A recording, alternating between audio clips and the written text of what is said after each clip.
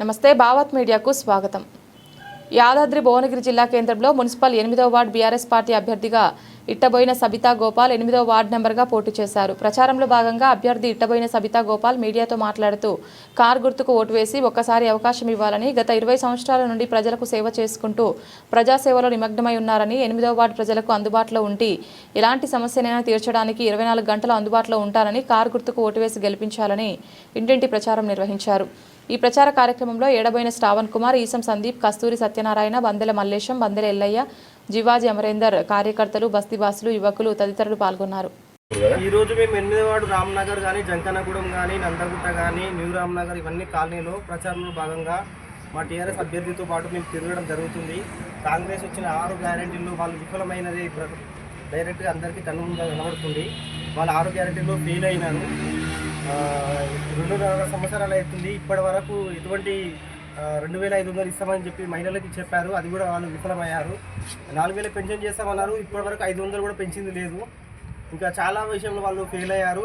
ప్రజలు మాత్రం దాన్ని దృష్టిలో పెట్టుకొని ఖచ్చితంగా కారు గుర్తుకే ఓటేసి గెలిపిస్తామన్నట్టుగా మాకు హామీ ఇస్తున్నారు।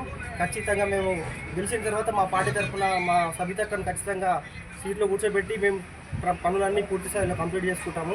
ఎటువంటి రాజకీయ అనుభవం లేని వాళ్ళకు మేము ఓటేయమని మాకు కూడా ప్రజలు చెప్తున్నారు। ఇంటింటికి రాజకీయ అనుభవం ఉన్న వాళ్ళకి మేము ఓటేయము, రాజకీయంలో 20-30 ఏళ్ళ సుదీర్ఘ అనుభవం ఉన్న వాళ్ళకి మేము ఖచ్చితంగా ఓటేసి గెలిపించుకుంటామని చెప్తున్నారు। యాదగిరి జిల్లా భువనగిరి ఇక్కడ 8వ వార్డు జంకానాగూడ నుంచి అభ్యర్థి నేను ఇట్టబోయిన సబితా గోపాల్ గారిని నేను ఇక్కడ ప్రచారం భాగంగా రామ్నగర్లో ఇక్కడ తిరుగుతున్నాను।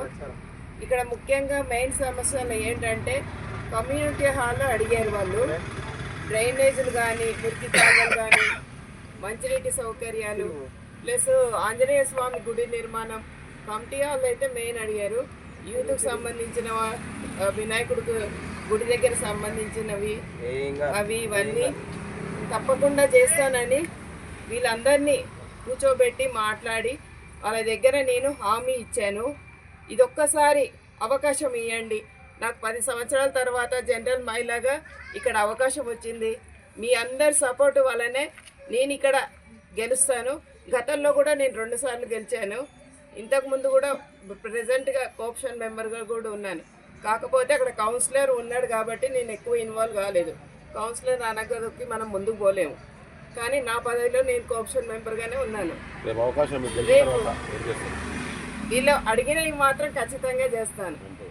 దానికి మాత్రము బైలశేఖర్ రెడ్డి దగ్గర నుంచి కూడా ఇక్కడ సమస్యలు చెప్పి తీసుకొచ్చి ఇది మాత్రం ఖచ్చితంగా చేస్తానని, ఇక్కడ రామ్నగర్ 8వ వార్డు సంబంధించిన ఇక్కడే కాదు, రామ్నగర్ అని కాదు, సీతానగర్, జంకానాగూడ, మిగిలిన అన్ని వార్డులలో కూడా ఇలాంటి సమస్యలు ఉన్నాయి కాబట్టి ఒకసారి నాకు కూడా అవకాశం ఇవ్వండి, ఎందుకంటే గతంలో కూడా చేశాను కాబట్టి నాకు ఎంతో అంత అనుభవం ఉంది కాబట్టి ఎక్కడి నుంచి నిధులు తేవాలి, ఎవరిని అడగాలనేది కూడా కొంచెం అవగాహన ఉంది కాబట్టి తప్పకుండా అవకాశం ఇవ్వగలరని అందరికీ నమస్కారం తెలియజేస్తున్నాను। ధన్యవాదాలు।